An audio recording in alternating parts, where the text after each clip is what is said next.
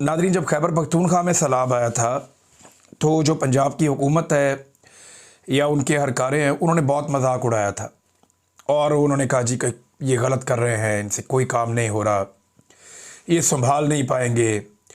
यानी वो कुदरती आफत थी और कुदरती आफत ही होती है।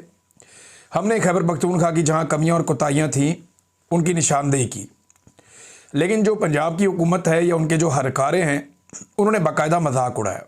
और फिर हमने देखा जब पंजाब में सैलाब आया तो खैबर पख्तूनख्वा की हुकूमत ने कोई मजाक नहीं उड़ाया। अब सूरत हाल ये है कि पंजाब में लोग डूबे हुए हैं, पंजाब में लोगों को संभालने वाला कोई नहीं है।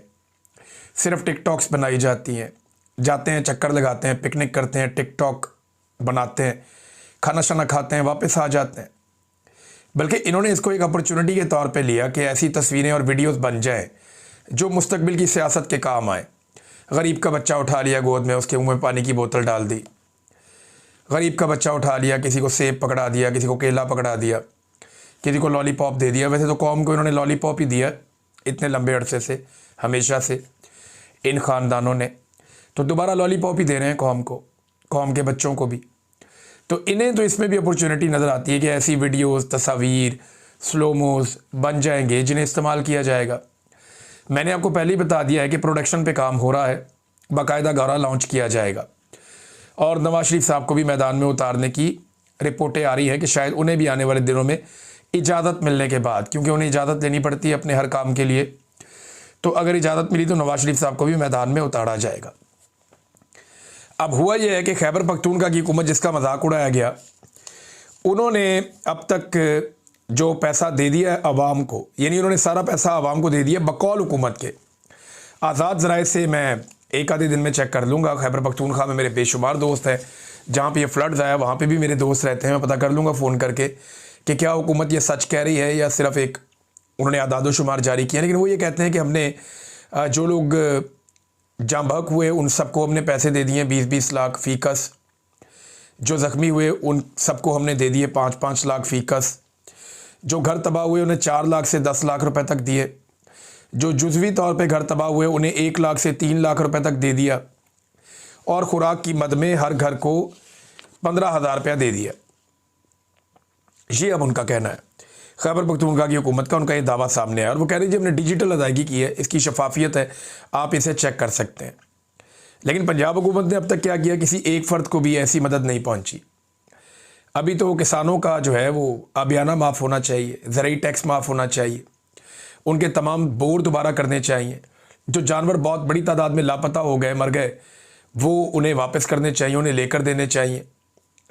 जो लोग जाँ बहक हो गए उनका अलग मुआवजा है, जो लोग ज़ख्मी हुए उनका अलग मुआवजा है, जिनके घर डूब गए, गिर गए, उनको कौन पैसे देगा, जो उनके घरों का सामान ज़ाया हो गया, अनाज ज़ाया हो गया, वो कौन करेगा, जो ज़मीनों पे खड़ी फसलें तबाह हो गई वो नुकसान कौन पूरा करेगा। गलत अजीबोगरीब तरीके से बंद तोड़ के इन्होंने लोगों को डबो दिया पकड़ के। फिर जो कुछ इन्होंने आवाम के साथ किया, उसके बाद अब किसान के साथ तो लंबा जुल्म हो रहा है। वो बेचारे ने बीज डालना है, खाद डालनी है, अपनी फसल के लिए दोबारा अपनी ज़मीन को तैयार करना है, वो कैसे करेगा। यानी हम सारे मिलकर अगर करें भी, NGOs भी करें, हम भी करें, तो हम मैक्सिमम 2 लाख 2.5 लाख एकड़ कर सकेंगे, इससे ज़्यादा क्या करेंगे हम।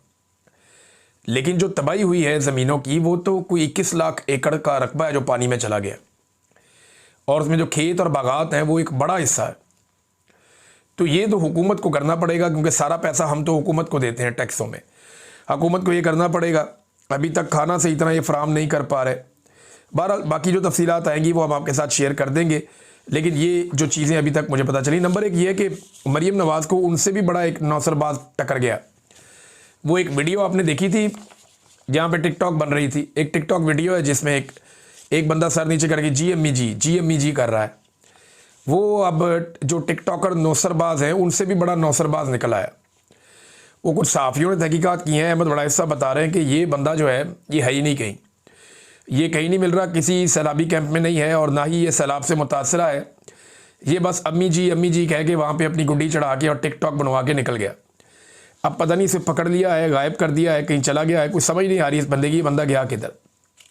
बहरहाल इसने एक अच्छी टिकटॉक बनवा दी थी वहाँ पे। पाकिस्तान पीपल्स पार्टी ने सैलाब के पेश नज़र जो सूबे में सियासी सरगर्मियां हैं वो सारी मुअत्तल करने का ऐलान कर दिया। अब देखिए, सियासी सरगर्मियां इन्होंने मुअत्तल कर दी, लेकिन पिकनिक मुअत्तल नहीं की इस पार्टी के लीडरों ने। जरदारी ख़ानदान सारा का सारा इस वक्त मौजूद है चाइना में, और ये जा रहे हैं निजी परवाज़ों के ऊपर, पूरे पूरे जहाज़ लेकर। पहले वालिद साहब पहुँच गए, फिर बहन भाई पहुँच गए।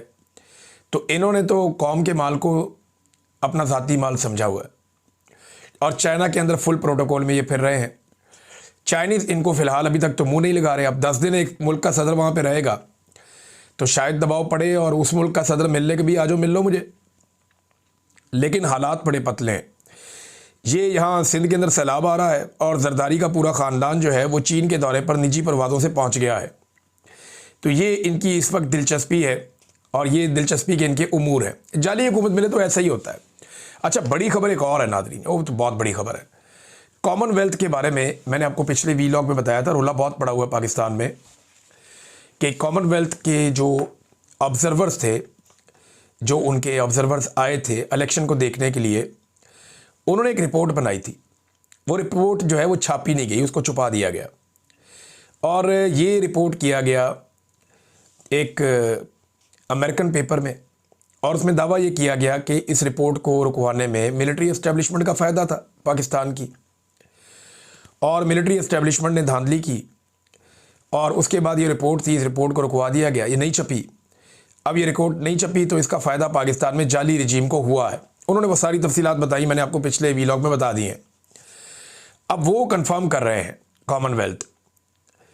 वो कहते हैं जी कि बिल्कुल हम इस बारे में आगाह हैं कि ये रिपोर्ट जो है वो अभी तक पब्लिक नहीं हुई, लेकिन आने वाले दिनों में हम इसको पब्लिक कर देंगे।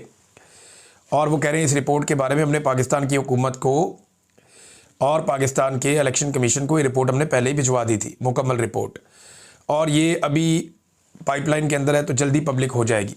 सवाल ये पैदा होता है कि इससे पहले जो रिपोर्टें थीं वो तो इलेक्शन हो गया तो 10-15 दिन में, 20 दिन में पब्लिक हो जाती हैं, 1 महीना मैक्सिमम। यहाँ इलेक्शन हुए तकरीबन अब तक जो टाइम गुजर चुका है वो बहुत लंबा है। इलेक्शन को हुए 2.25 साल हो गए ऑलमोस्ट, और 2.25 साल के बाद अब ये रिपोर्ट जो है कह रहे हैं कि आने वाले दिनों में शाया की जाएगी, और वो भी तब जब इसके बारे में खबर छप गई। एक और हैरत अंगेज़ बात है, वो ये है कि पाकिस्तान तहरीक इंसाफ ने बतौर जमात अभी तक इस मामले के ऊपर कोई ख़ास आवाज़ नहीं उठाई। कुछ लोगों ने सोशल मीडिया पर रोला डाला है, तैमूर झगड़ा साहब हैं, बाकी कुछ और लोग हैं, उन्होंने थोड़ी बहुत आवाज़ उठाई है, लेकिन बतौर सियासी जमात जैसे इन्हें रोला डालना चाहिए था, तहरीक इंसाफ ने इस पर शोर नहीं मचाया, बल्कि टैग करना चाहिए था कॉमनवेल्थ को, इन लोगों को, उनके ऑब्जर्वर्स को, और उन्हें कहना चाहिए था कि आपकी रिपोर्ट किधर है भाई, इलेक्शन के बारे में आपने क्यों नहीं छापी अभी तक।